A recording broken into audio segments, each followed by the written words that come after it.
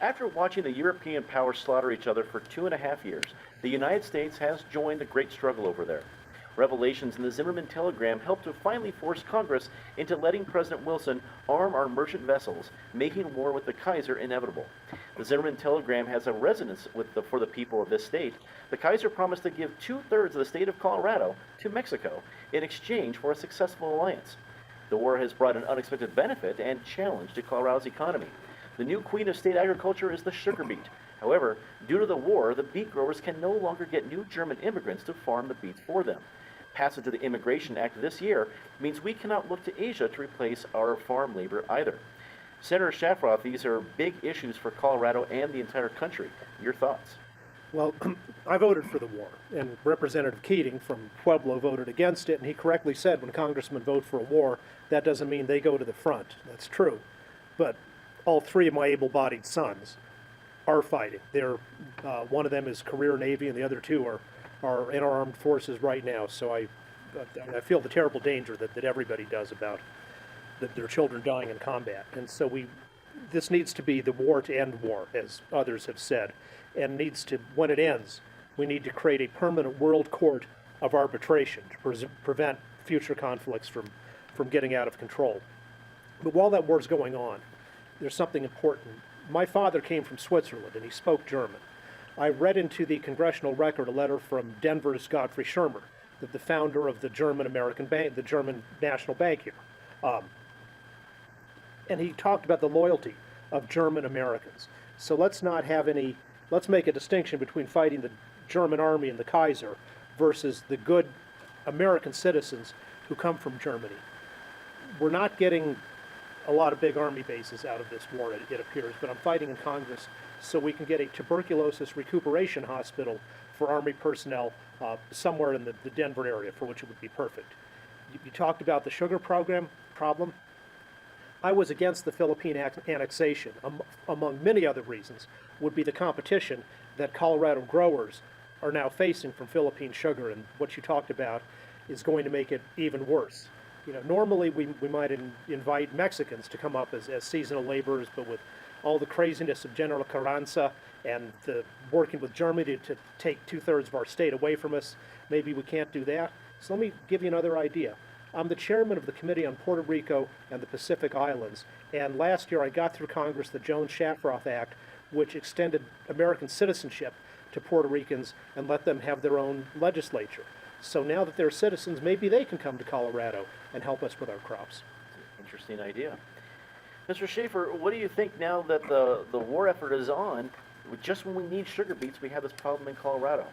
Any solutions, any thoughts? Well, I think that problem is exacerbated by the fact that of the 16 or so percent of our population that is foreign-born, far and away the single most dominant category is those from German descent and from Austria. And they outnumber the English and the Scots by a long shot.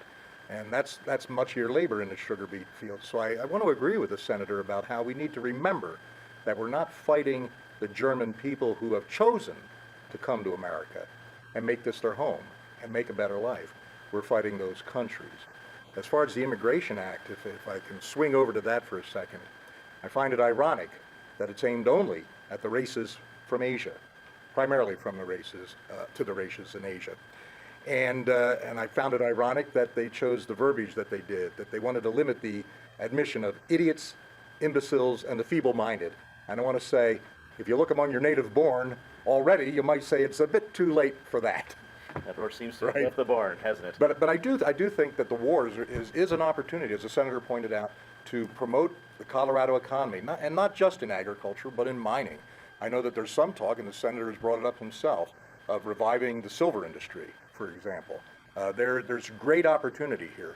The hospital that's being searched for, I know people from the business community, from the chamber here, are scouting locations for a new hospital because of the chemical attacks that the Germans are launching on the Western Front. And so we need to latch onto this opportunity. It's going to be a very good time in Colorado to increase our national exposure. Ms. Griffith, what do you think about Colorado's role, especially as the United States joins the Great War in Germany? Well, opportunity is the word of the day, apparently. It seems that Colorado right now might be poised to really take advantage of this, to create some jobs, to bring industry to this state. And as we do, my school will be prepared to train workers for those particular fields. But before we can even speak about that, I have to take so much just concern about the wording of the Immigration Act, as it was pointed out. But one of the concepts is actually a literacy test, which seems like an impossible thing for so many of our new citizens to achieve. How can we expect them to pass a test when we haven't taught them? And yes, once again, I'm going to bring up my school, because this is an opportunity for new immigrants to this country to come and learn English. I hope it's the case for many, many years, and I hope that our country can get over using phrases like this to describe the people that we've invited to live here and to build a better life. Ms. Pry, what for the work you're doing in Colorado, what do Coloradans feel about these issues right now? Well, I've spent most of my time in France over the last year reporting on the war. Thank you for sending me. And I have to say, imbeciles and idiots look no further than Congress, because it took this country so long to enter this war. Colorado senator didn't even vote, avoided the vote. I have been in France. I have seen there are an estimated 200,000 French orphans. The devastation from this fighting, from these years of fighting, while Americans were sitting back, happy, worried about what this will mean for Colorado, our opportunities.